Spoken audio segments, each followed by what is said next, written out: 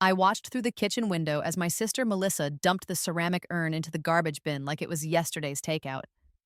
The morning sun caught the shards as they scattered among the coffee grounds and banana peels, and I felt something cold and final settle in my chest. Mom's ashes, what was left of the woman who had raised us both, who had loved us both, were being treated like trash by the daughter she'd always favored. The irony wasn't lost on me. In my first life, I'd stood in this exact spot 23 years from now, watching Melissa do the exact same thing. But this time, I was ready. You see, I died at 45 in a car accident that technically wasn't an accident. Melissa had been driving drunk, texting her boyfriend about some drama at her country club, when she swerved into oncoming traffic. I'd been in the passenger seat, coming back from settling Mom's estate, an estate that Melissa had fought me for tooth and nail, despite being the one who'd abandoned Mom during her final years of dementia. When I opened my eyes, I was 22 again, standing in the apartment I'd shared with Mom during her last months. The calendar on the wall read March 15th, 2001, exactly 3 weeks after Mom's funeral.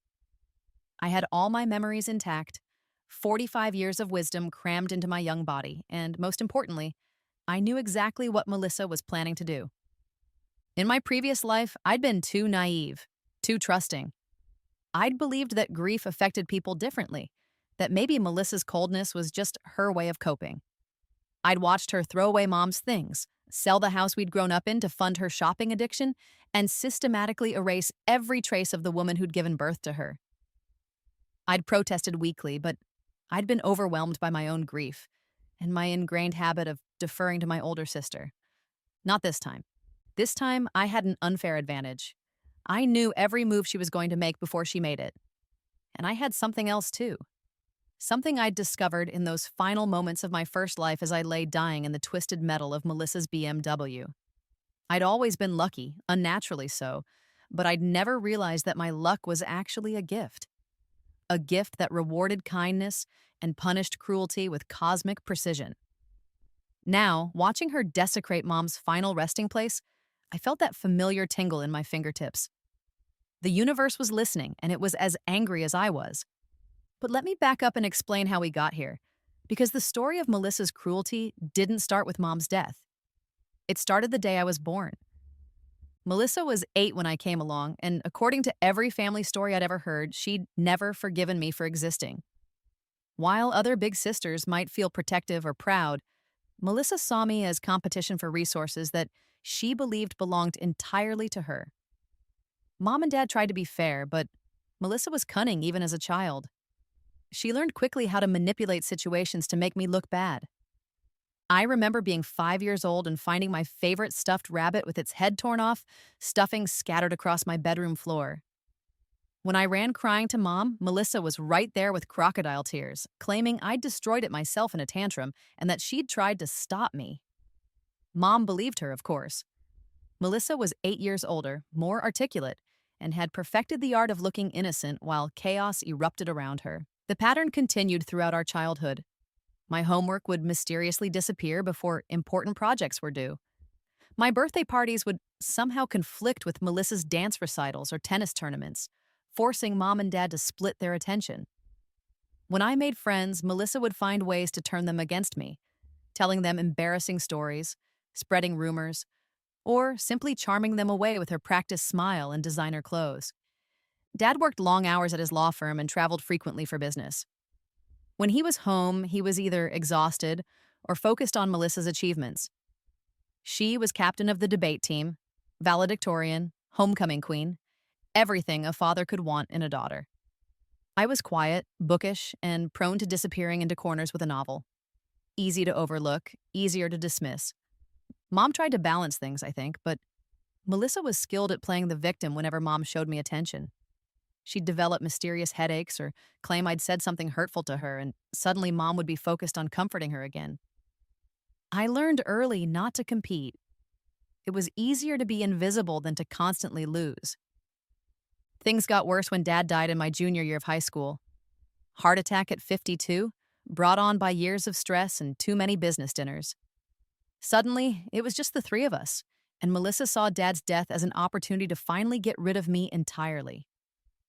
She convinced Mom that I was the reason Dad had been so stressed, that my mediocre grades and lack of ambition had been a constant disappointment to him. She suggested I take a gap year to figure myself out, while she went off to Harvard on a full scholarship. Mom, devastated by grief and easily influenced, agreed. That gap year turned into 3 years of caring for Mom while Melissa lived it up in college, then graduate school, then her first high-powered job in New York. I enrolled in community college part-time and worked nights at a diner to help with expenses.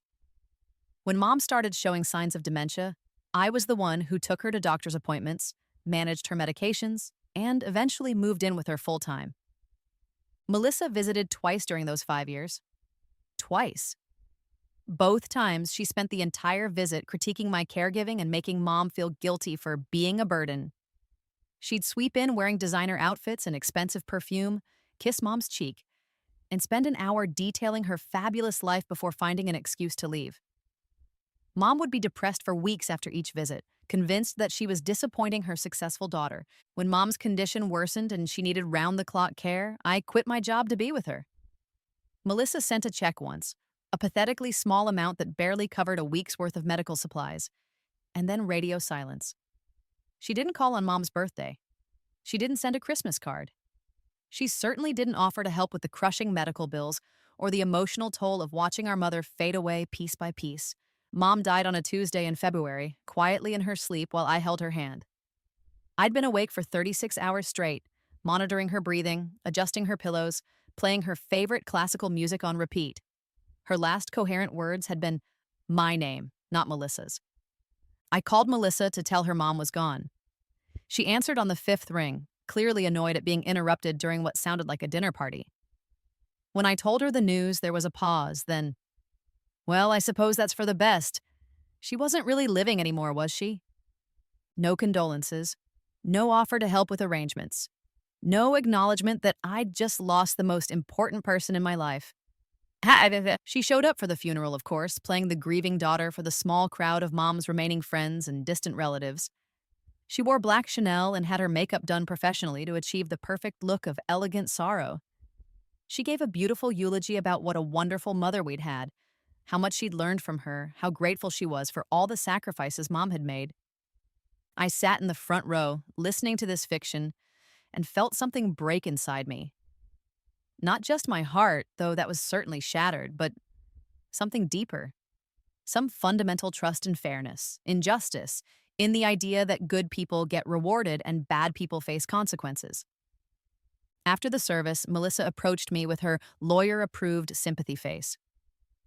"This must be so hard for you," she said, placing a manicured hand on my arm. "You spent so much time with her at the end. I'm sure you were a great comfort." Then, as people were still filing out, she leaned closer and whispered, "We need to talk about the estate." That's when I learned about the will Melissa had convinced Mom to sign during one of her brief visits, when Mom's dementia was making her confused and malleable. The will that left everything to Melissa, the house, the savings account, even Mom's jewelry and personal belongings. I got $5,000 in Mom's car, a 15-year-old Honda with transmission problems. "I'm sure you understand," Melissa said, her voice dripping with false sweetness.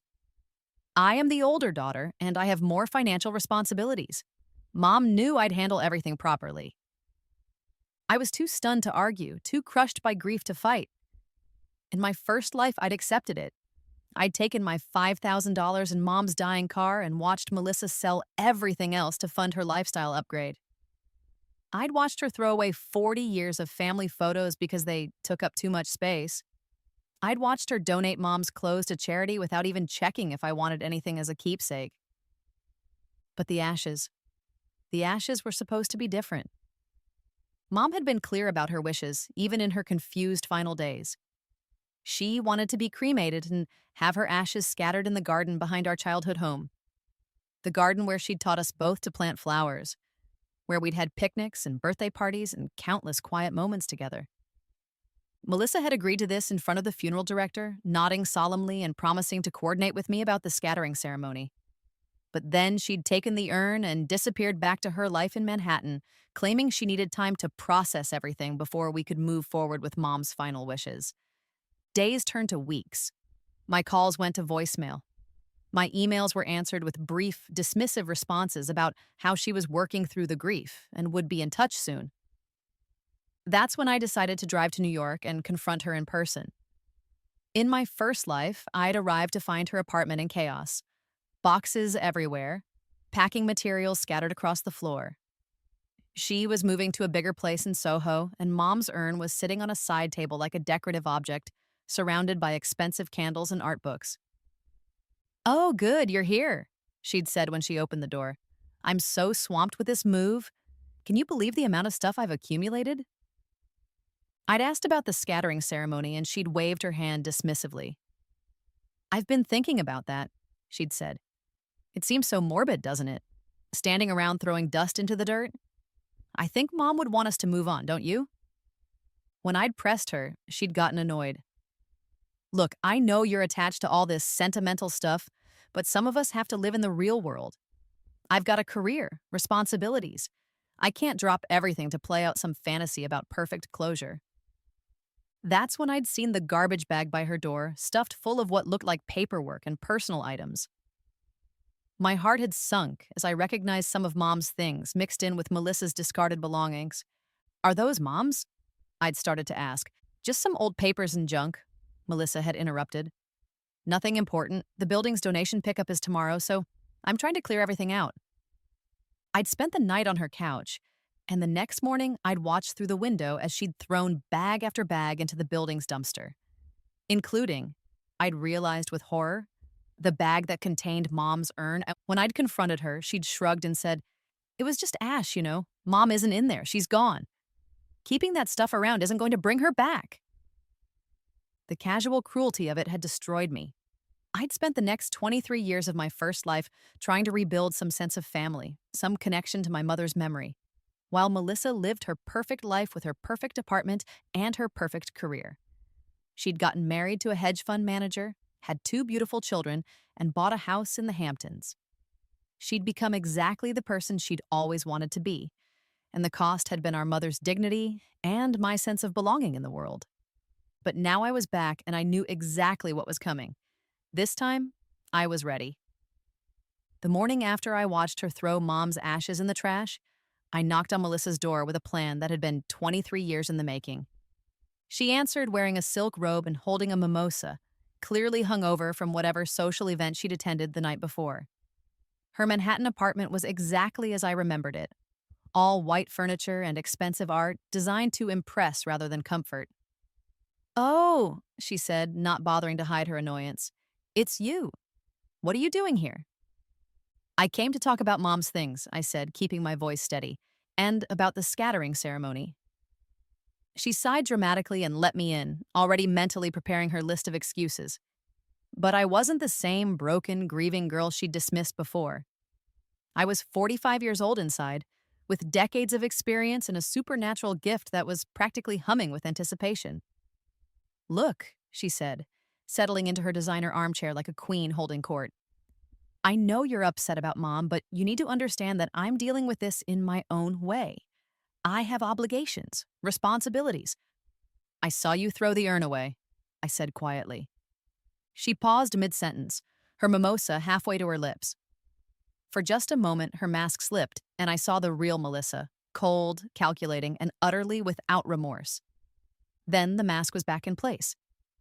"I don't know what you think you saw, but I saw you dump Mom's ashes in the garbage like they were trash," I continued.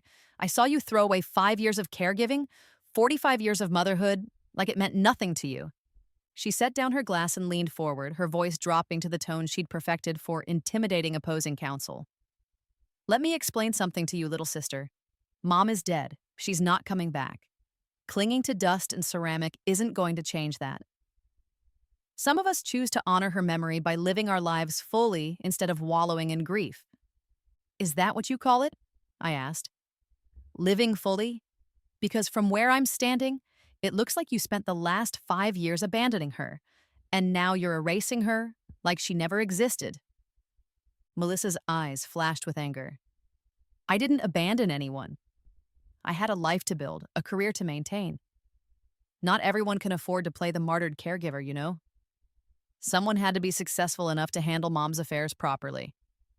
Handle them properly? I laughed, and there was no humor in it. You mean steal her estate and throw her ashes in the trash? I didn't steal anything, she snapped. That will was perfectly legal. Mom signed it willingly. Mom signed it when she was confused and scared, and you were the only familiar face in the room, I shot back. You manipulated a woman with dementia into cutting out the daughter who'd spent 5 years caring for her. Melissa stood up, towering over me in her expensive heels. Get out, she said coldly. Get out of my apartment and don't come back. And if you're thinking about contesting the will, don't bother. I had it reviewed by 3 different lawyers. It's airtight. I looked around her perfect apartment one more time, taking in the Italian leather furniture, the original artwork, the crystal decanters full of top-shelf liquor. All of it paid for with Mom's life insurance money and the proceeds from selling our childhood home. You're right, I said finally. The will is probably legal, but you know what isn't legal, Melissa? What you're planning to do next. She frowned, confused. What are you talking about? I smiled and I saw her take an unconscious step backward.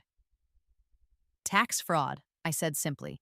You're planning to claim Mom's estate as exempt from capital gains because you lived in the house for 2 of the last 5 years, but you didn't, did you? You visited twice. Twice in 5 years for a total of maybe 6 days. Her face went white. In my first life, this conversation had happened 6 months later when the IRS had come knocking. But this time, I was getting ahead of it. You don't know what you're talking about, she said, but her voice was shaky.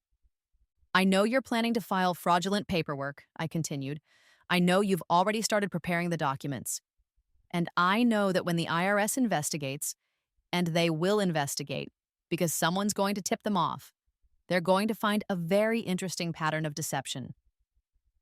I pulled out my phone, which in 2001 was still a novel enough piece of technology that Melissa looked impressed despite herself.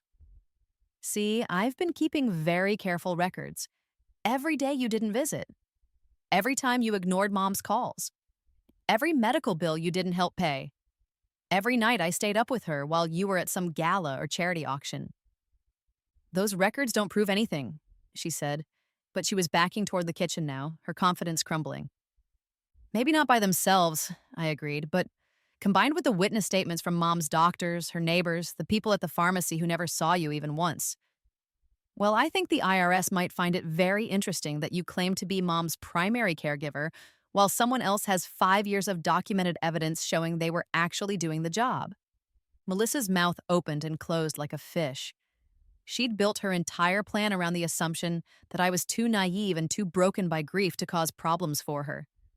She'd never considered that I might be smart enough to document everything, strategic enough to plan ahead. What do you want? She asked finally. I want you to do the right thing, I said. I want you to split Mom's estate 50-50, the way it should have been from the beginning. I want you to donate everything you've already spent to charity and take out a loan to cover my half. And I want you to publicly acknowledge what really happened during Mom's final years. She laughed, harsh and bitter. You're insane if you think I'm not finished, I interrupted. I also want you to write a formal apology letter to everyone who attended Mom's funeral, explaining that your eulogy was a lie and that you abandoned her when she needed you most. I want you to call the newspaper and confess to your fraud. And I want you to spend the next 5 years volunteering at a dementia care facility, learning what actual caregiving looks like. Absolutely not, she snarled. You can't make me do any of that. I smiled again, and this time I let her see the steel underneath. Can't I? Because here's the thing, Melissa. I don't actually need you to cooperate. I just need you to face the consequences of your choices. I started walking toward the door, then paused and looked back at her. Oh, and one more thing. That urn you threw away? I already retrieved it. Mom's ashes are safe, and we're going to have that scattering ceremony with or without you. The people who actually loved her deserve to say goodbye properly. Her face was a mask of rage and disbelief. You're bluffing, she said. You don't have any real evidence, and you don't have the money to fight me legally. I pulled a business card from my pocket and set it on her coffee table. Richard Martinez, investigative journalist for the Washington Post. He's very interested in stories about elder abuse and estate fraud. Apparently, it's a growing problem in families like ours. Successful children who abandon their parents but swoop in to claim their inheritances. Melissa stared at the card like it was a snake. You wouldn't, she whispered. I already did, I said. He's expecting my call this afternoon, unless, of course, you'd like to get ahead of this story yourself. I left her standing in her perfect white apartment, surrounded by the things she'd bought with our mother's money, and I felt that familiar tingle of cosmic justice beginning to build. My gift had always worked best when the punishment fit the crime, and Melissa's crimes were about to catch up with her in ways she never could have imagined. You see, in my first life, I'd never fought back. I'd accepted her cruelty, absorbed her selfishness, and spent decades trying to build a relationship with someone who was fundamentally incapable of love. I'd told myself that family was family, that blood was thicker than water, that somewhere underneath her coldness was the sister who'd once let me crawl into her bed during thunderstorms. But I'd been wrong. The sister I remembered from childhood had never really existed. The moments of kindness I'd treasured were just manipulation, ways of keeping me compliant and useful. Melissa had never loved me, and she'd never loved Mom either. We were just resources to be exploited and discarded when we'd outlived our usefulness. This time, I wasn't going to waste 23 years hoping she'd change. This time, I was going to make sure she faced the consequences of every cruel choice she'd ever made. The first consequence came 2 days later when the IRS showed up at her door with a warrant to search her financial records. It turned out that someone had provided them with very detailed information about her estate fraud, complete with documentation and witness statements. The investigation moved with unusual speed, almost like the universe itself was eager to see justice done. The second consequence came a week after that when Richard Martinez's article appeared on the front page of the Washington Post's Sunday edition. The daughter who threw her mother away was a devastating portrait of elder abuse and family betrayal, complete with quotes from Mom's doctors, neighbors, and friends. Melissa's real name wasn't used, but enough details were included that anyone who knew her would recognize the story immediately. The article went viral in a way that was unusual for 2001, spreading through email chains and early online forums. Within days, Melissa's law firm was fielding calls from reporters and potential clients who'd recognized her as the subject of the piece. Her engagement to the hedge fund manager was quietly called off. Her membership at her exclusive country club was temporarily suspended pending review. But the real consequences were just beginning. The third wave started when Mom's former neighbors began reaching out to me. Mrs. Henderson from next door, who'd brought us casseroles during Mom's worst days. Mr. Chen from across the street, who'd helped me install safety rails in Mom's bathroom. The mail carrier who'd always asked after Mom's health and had noticed when Melissa never visited. They were all furious. They'd read the article, they'd put the pieces together, and they wanted to help me make sure Melissa faced justice. More importantly, they wanted to make sure Mom was properly honored. That's when I realized the true power of my gift. It wasn't just about cosmic justice for me. It was about rallying everyone who'd ever cared about Mom, everyone who'd witnessed Melissa's cruelty, everyone who believed that good people deserved better. Mrs. Henderson organized a petition calling for Melissa to be investigated for elder abuse. Mr. Chen contacted his son, who was a prosecutor, about possible criminal charges. The mail carrier provided testimony about Melissa's absence during Mom's final years. One by one, the people who'd actually been there for Mom started coming forward. Meanwhile, the IRS investigation was revealing just how deep Melissa's fraud went. She hadn't just lied about living in Mom's house, she'd also falsified documents about the value of Mom's belongings, claimed medical expenses she'd never paid, and even tried to write off her own rent as a caregiving expense. The penalties were severe. Not just the back taxes and interest, but criminal charges for fraud. Her law license was suspended pending investigation. Her assets were frozen while the government calculated how much she owed, but I wasn't done yet. In my first life, I'd learned that Melissa's cruelty extended far beyond our family. She'd built her career on the same ruthless selfishness that had destroyed our relationship. She'd stolen credit from junior associates, sabotaged colleagues she saw as competition, and even embezzled from client accounts to fund her lifestyle. This time, I was ready to expose all of it. I started with her former law school classmates, many of whom had stories about Melissa's cheating and manipulation during their studies. I contacted her past clients, several of whom suspected she'd overcharged them or mishandled their cases. I reached out to her current colleagues, offering them a safe space to share their experiences with her professional misconduct. The pattern that emerged was damning. Melissa hadn't just been cruel to our family, she'd been cruel to everyone who'd ever been vulnerable to her power. The junior associate whose work she'd stolen and presented as her own. The elderly client whose estate she'd padded with unnecessary fees. The secretary she'd fired for refusing to lie about her whereabouts during court proceedings. One by one, they started coming forward. The State Bar Association opened an investigation into her professional conduct. The district attorney's office began looking into potential criminal charges. Her former clients started filing complaints and demanding refunds. And through it all, my gift kept working its magic. Every time someone tried to defend Melissa or minimize her actions, some new piece of evidence would surface. Every time she tried to mount a legal defense, one of her lies would unravel. Every time she thought she'd found a way out, another door would slam shut. The mansion she'd bought with Mom's money, seized by the IRS as part of the fraud investigation. The expensive car, repossessed when her assets were frozen. The designer wardrobe, sold to pay legal fees that kept mounting as more charges were filed. 6 months after I'd confronted her in her apartment, Melissa was living in a studio apartment in Queens, working as a paralegal for a legal aid clinic, the only job she could find after her law license was permanently revoked. Her Hamptons friends had abandoned her, her professional network had dried up, and her bank accounts had been emptied by legal fees and restitution payments. But the most fitting consequence was still to come.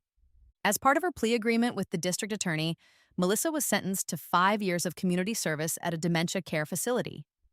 Every weekend, for the next 5 years, she would have to do the work I'd done for Mom, feeding elderly patients, helping them with basic tasks, sitting with them during their confused and frightening moments. The first weekend I went to visit her there, I found her in the activities room, trying to help an elderly man named Frank piece together a jigsaw puzzle. Her hands were shaking, her expensive manicure was chipped, and there were tears streaming down her face. "He keeps asking for his wife," she whispered when she saw me. "She died 10 years ago, but he doesn't remember. He just keeps asking when she's coming home." I watched her struggle with the basic human empathy that had always come naturally to me, and I felt something shift inside my chest. Not forgiveness, Melissa had done too much damage for that, but a kind of closure. She was finally learning what it meant to care for someone other than herself, even if that lesson had come at the cost of everything she'd valued. "It's hard," I said simply, "being responsible for someone who's lost and confused and can't take care of themselves. I did it for 5 years."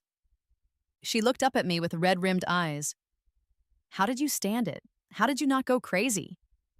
"I loved her," I said. "That's the difference between us, Melissa. I did it because I loved her, and you couldn't do it because you only love yourself." She started to protest, then stopped. Maybe she was finally beginning to understand the magnitude of what she'd lost, what she'd thrown away. Maybe she was starting to realize that Mom's love had been the most valuable thing in either of our lives, and she'd traded it for money and status and things that ultimately meant nothing. Or maybe she was just tired of fighting a battle she could never win. As for me, I used my half of Mom's estate, the half that Melissa was forced to return as part of her restitution, to establish a foundation for dementia caregivers.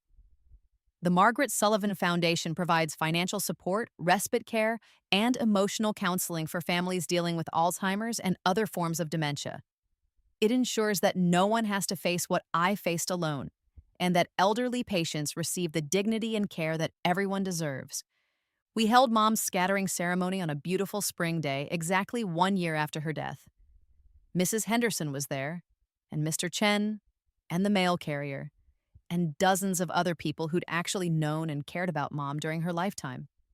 We planted a memorial garden where her ashes were scattered, with all her favorite flowers, roses and lilies and the daffodils she'd always said reminded her of hope. Melissa was not invited. I kept the ceramic pieces of the urn she'd broken, and I had them incorporated into a mosaic memorial that sits in the center of the garden. It's beautiful in the way that broken things can be when they're put back together with love and intention, Not perfect, but somehow more meaningful because of the cracks. 2 years later, I met David at a fundraising event for the foundation. He was a neurologist who specialized in dementia research, and he'd lost his own father to Alzheimer's several years earlier.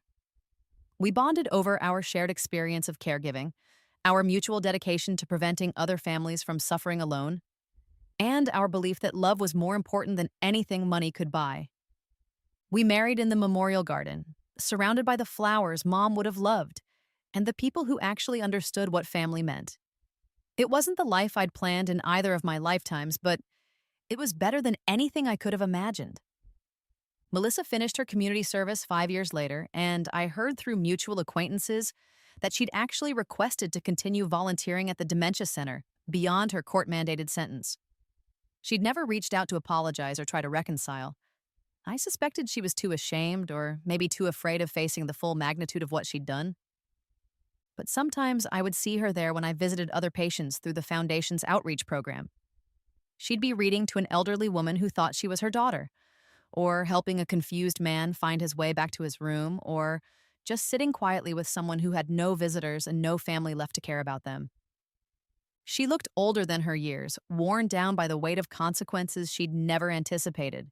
But she also looked more human than I'd ever seen her, capable of tenderness, finally learning what it meant to put someone else's needs before her own. I never spoke to her during those visits. There was nothing left to say between us, nothing that could bridge the gap created by 23 years of cruelty in one lifetime and deliberate justice in another. She'd made her choices, and she was living with the results. I'd made mine, and I was finally at peace.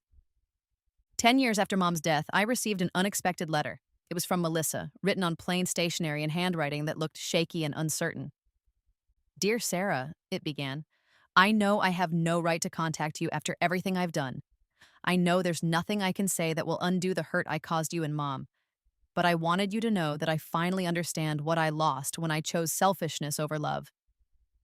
Working with dementia patients has taught me what you tried to tell me years ago, that caring for someone vulnerable is an honor, not a burden. That love isn't a finite resource that diminishes when it's shared. That family isn't about what you can get from each other, but what you're willing to give.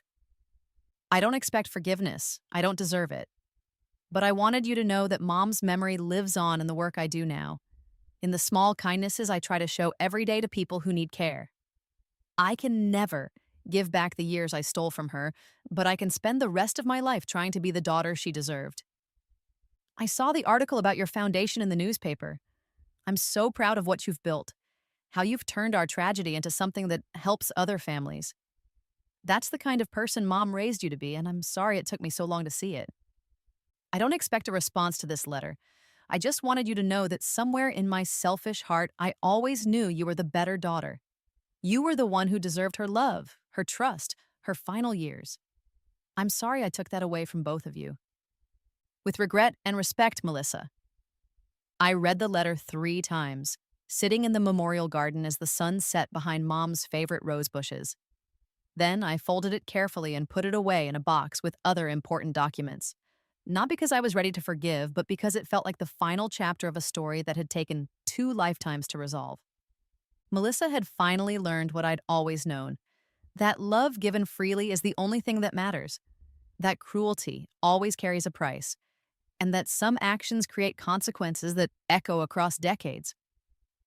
She'd spent 10 years learning lessons that should have been taught in childhood, paying debts that compounded with interest for every day she delayed. But justice, I realized, wasn't just about punishment.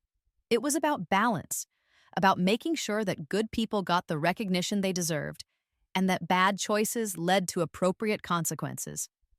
It was about creating a world where kindness was rewarded and cruelty was exposed for what it truly was. As I sat in the garden Mom would never see, but which was built from her memory, I felt that familiar tingle of cosmic satisfaction. Not because Melissa had suffered, though she had, but because the universe had finally found its equilibrium.